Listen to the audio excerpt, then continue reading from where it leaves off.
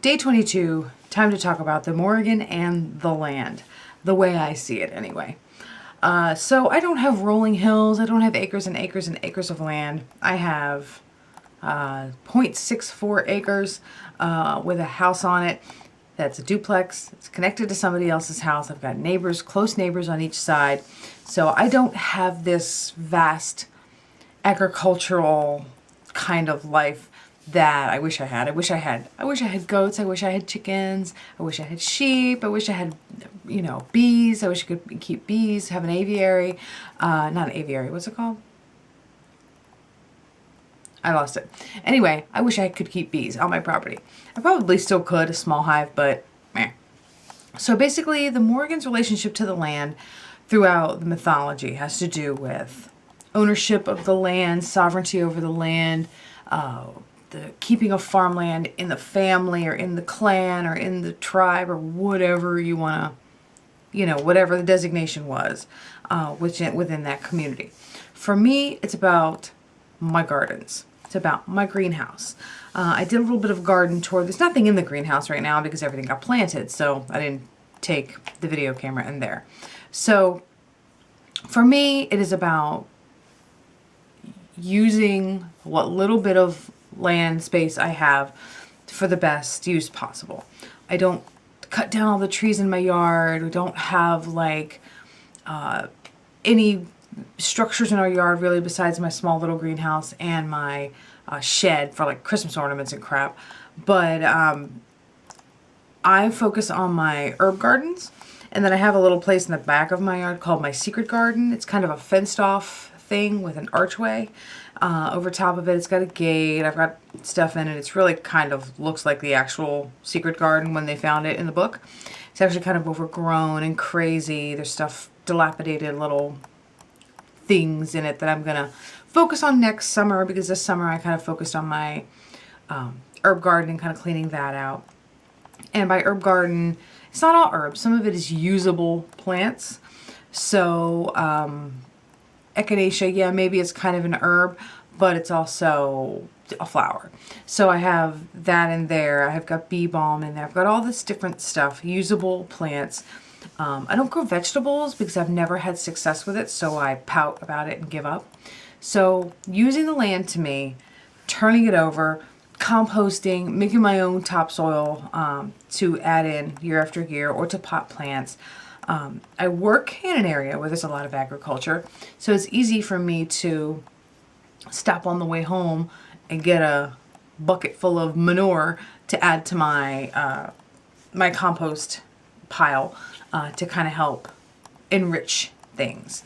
So basically, I'm a gardener, and that's something I got from my mother and my grandmother and my aunts. Were all always gardening, always going to flower stores. Some people go shopping with their mom at like the mall. We go to the nursery. So in fact, she wants to go tomorrow, and I had to tell her no because I got too much stuff to do at home. She was kind of heartbroken. Maybe we'll go Sunday, who knows. I love lavender. It's a Morrigan flower for me. I also love heliobores. It's not a usable plant necessarily, but it flowers in the cold, which to me is something that I need. Winter, I don't have that seasonal affective disorder, but I kind of start to want spring to start in January, so maybe I do. I like the cold weather. I hate being really hot, so I would say I like the cold weather more. But at the same time, nothing's growing. It's always snowy and gray and terrible, and I love that the heliobore blooms even outside when it's cold. Blooms from the fall. Then it does close up in the super cold months, but then as soon as we start having some sunny days, even though the temperature's low, it blooms. And mine is called White Queen or White Witch or something like White Witch. That's what it's called. That's why I bought it. Mine is called a White Witch, and so I just love my heliobores. They're the best. So after that, I would say that with the land, I have a issue getting my husband to love the land so much. He hates cutting the grass. He hates weed whacking. So I end up doing a lot of that as well.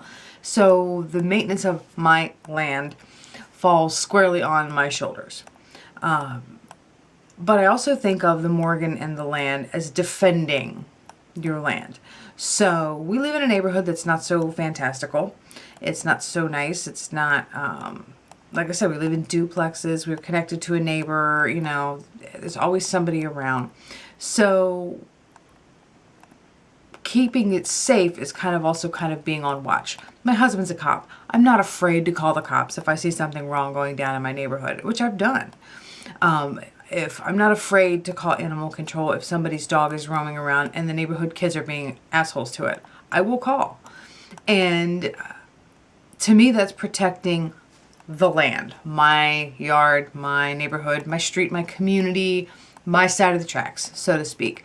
So I take my Morgan relationship and her relationship to the land in a modern sense, in that way, as well as in like a political kind of a way. I'm not exactly involved in like protests and things like that. I'm not going to go to a sit-in and stuff like that because, you know, it's just really hard when you have kids and family and you got to have a job and you got to keep your house and all this stuff to go and do some kind of, you know, political stance. But I'm involved in the discussion. I go to events when I can. I donate when I can. And I talk about it when I can. Educate people on the perspective, the information that I have gleaned from that. And for me, the land is the United States. The United States is my land. So in that respect, I'm involved. I was never in the military, so I can't claim that.